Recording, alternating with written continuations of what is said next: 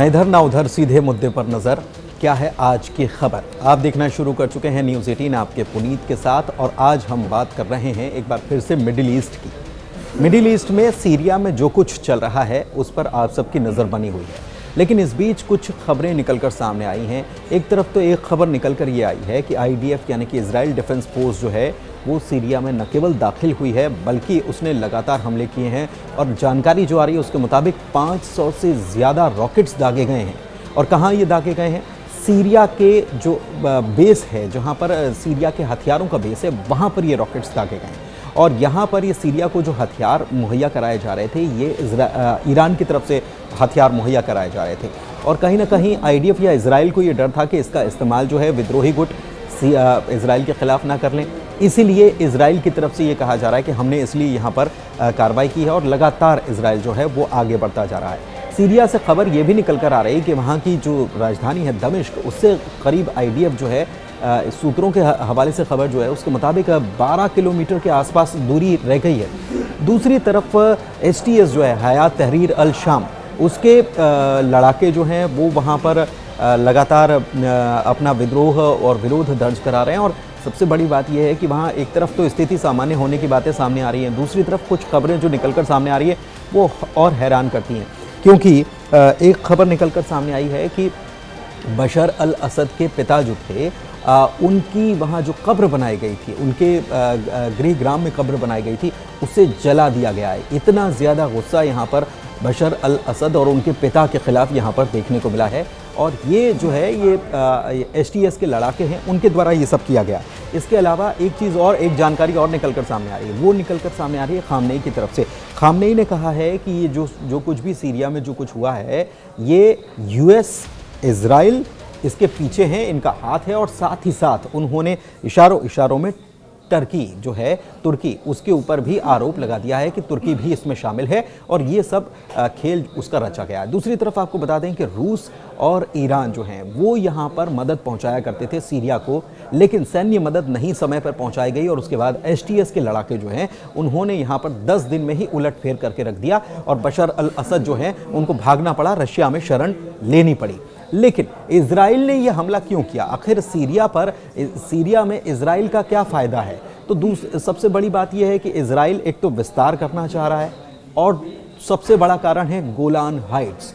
Golan Heights क्या है? दरअसल ये ऊंची चोटियां हैं और ये ऊंची चोटियां अगर रणनीतिक हिसाब से देखा जाए तो बहुत अहम हो जाती हैं इजराइल के लिए, क्योंकि इससे वो काफ़ी एक बड़े इलाके पर नज़र रख सकता है कि वहाँ क्या कुछ चल रहा है, उसको कंट्रोल कर सकता है। गोलान हाइट्स के बारे में एक बात और है कि यहाँ पर प्राकृतिक पानी जो है वो यहाँ पर मुहैया होता है और इसको लेकर ये बहुत महत्वपूर्ण है, क्योंकि इजराइल के पास खारे पानी का तो भंडार बहुत है, लेकिन पीने के पानी के लिए उसको ये गोलान हाइट्स की जो नदी है, इसका नाम भी हम आपको बताते हैं कि कौन सी नदी है, लेकिन ये बहुत ज़्यादा महत्व हो जाता है इसका।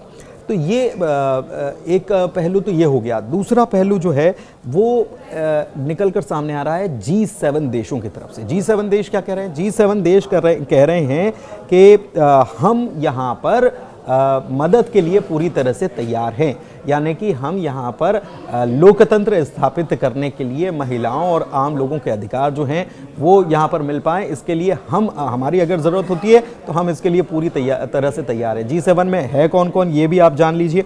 इसमें कनाडा है, फ्रांस है, जर्मनी है, UK है, यूनाइटेड स्टेट है, यूरोपियन यूनियन है, इटली, जापान भी है। तो ये सारे देश ये सारी बातें कह रहे हैं कि सीरिया में, जबकि दूसरी तरफ सीरिया में HTS जो है हयात तहरीर अल शाम, उसके जो प्रमुख हैं उनकी तरफ से जुलानी की तरफ से ये कहा गया है कि ये जो स्थितियां यहाँ पर बन रही हैं, हम यहाँ पर अब नई सरकार स्थापित करने जा रहे हैं और ये सरकार जो है आम लोगों के लिए काम करने वाली है। लेकिन एक बात और निकलकर सामने आ रही है और वो हम आपको बता देते हैं। दरअसल इसके पहले यहाँ पर जलाली मोहम्मद अल बशीर जो हैं वो अब प्रधानमंत्री बने। इसके पहले मोहम्मद गाजी जलाली थे प्रधानमंत्री, और जलाली जो थे उन्होंने ये कहा था कि हम यहाँ पर जो भी सीरिया में जो विद्रोही गुट हैं, HTS के गुट, जब उन्होंने कब्जा कर लिया, दमिश्क तक पहुँच गए, तो उन्होंने कहा था कि जो भी नई सरकार बनेगी हम उसके साथ मिलकर बातचीत करने के लिए तैयार हैं, काम करने के लिए तैयार हैं, हम कहीं नहीं जा रहे हैं। लेकिन अब एसटीएस ने यहाँ पर प्रधानमंत्री ही बदल दिया है और ये भी इंटरिम प्राइम मिनिस्टर बनाए गए हैं। मोहम्मद अल बशीर इनका नाम है। और मोहम्मद अल बशीर ने क्या कहा है, उन्होंने पूरी दुनिया में जहाँ जहाँ सीरिया के लोग हैं उनसे कहा है कि आप आइए, वापस अपने मुल्क आइए, हम यहाँ पर व्यवस्थाओं को अभी ठीक करने में लगे हैं और आपका सहयोग चाहते हैं।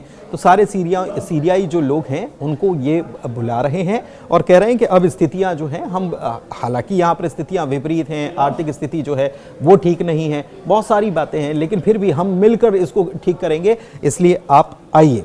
दूसरी तरफ सबसे बड़ी बात यह है कि अगला बगदादी साबित ना हो जाए जुलानी, इसको लेकर एक चिंता इजराइल को लगातार बनी हुई। इजराइल की कम से कम दलील तो यही है कि जुलानी अगला बगदादी साबित हो सकता है और इसी को लेकर सीरिया में अगर जुलानी का या एसटीएस का शासन स्थापित हो जाता है तो स्थितियां गंभीर हो सकती हैं और इसी को लेकर इजराइल यहाँ पर अटैक कर रहा है, ये कहा जा रहा है। दूसरी तरफ खामनेई जो हैं उनकी तरफ से ये कहा जा चुका है कि इसके पीछे ये जो पूरा खेला हुआ है ना, इसके पीछे कौन है? इसके पीछे है एक तरफ इजराइल है, दूसरी तरफ तुर्की है और तीसरी तरफ अमेरिका। अमेरिका इसलिए कहा जा रहा है क्योंकि अमेरिका ने यहाँ पर प्रतिबंध लगाने का काम किया था और जो जिस तरीके के प्रतिबंध लगाए गए उसकी वजह से सीरिया में महंगाई लगातार बढ़ती गई, लोग वहाँ पर परेशान होते चले गए तो बशर अल असद जो हैं उनके खिलाफ हो गए। 24 साल का शासन था और कुल मिलाकर असद फैमिली का अगर देखा जाए तो 53-54 साल उन्होंने शासन किया, पिता और फिर बेटे ने।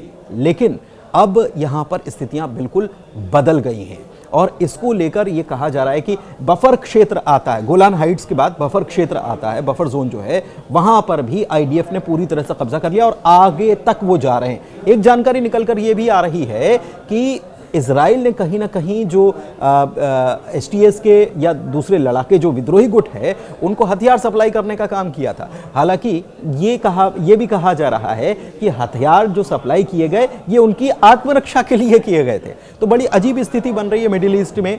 इस बीच G7 कह रहा है कि हम यहाँ पर शांति स्थापित करने के लिए तैयार हैं और हमारी जहाँ मदद लगेगी तो हम यहाँ पर काम करेंगे। इसके अलावा एंटनी ब्लिंकन जो अमेरिका के विदेश सचिव हैं उनकी तरफ से ये एक मूव हुआ है और उन्होंने वो इस तरफ आए हैं, मिडिल ईस्ट की तरफ आए हैं और लेबनान में जो घटनाक्रम चल रहा है या फिर गाजा में जो कुछ हो रहा है या फिर सीरिया में जो कुछ हो रहा है उसको बातचीत करने के लिए, उस मामले को शांत करने के लिए अमेरिका की तरफ से भी इसमें दखल शुरू हो गया। हालांकि आपको बता दें कि जो बाइडेन इस बात को लेकर पहले ही कह चुके हैं कि सीरिया में जो कुछ चल रहा है हम उसके ऊपर नज़र बनाए हुए हैं, बातें बहुत अच्छी हैं लेकिन हम उनके मूव्स पर नज़र बनाए हुए हैं।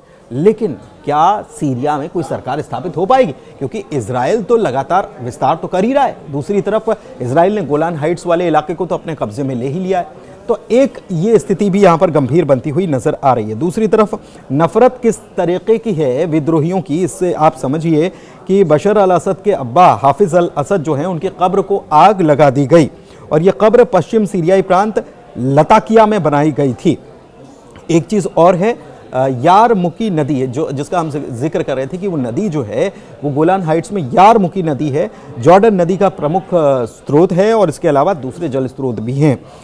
तो इजराइल के लिए बहुत ज़रूरी हो जाता है कि इस नदी का पानी वो अब हासिल कर ले। तो इस भौगोलिक क्षेत्र के लिहाज से भी इजराइल चाहता है कि गोलान हाइट्स पर अगर वो स्थापित हो गया तो वहाँ से पूरा वो एरिया जो है वहाँ से वो नज़र रख सकता है। तो आपको क्या लगता है कि क्या इजराइल अब सीरिया में पूरी तरह से दाखिल हो जाएगा और वहाँ पर जो भी सरकार बनेगी क्या इजराइल का उसमें दखल होगा? एसटीएस क्या करेगा? क्योंकि एसटीएस ने इधर कब्जा किया, उधर इजराइल ने हमले शुरू कर दिए।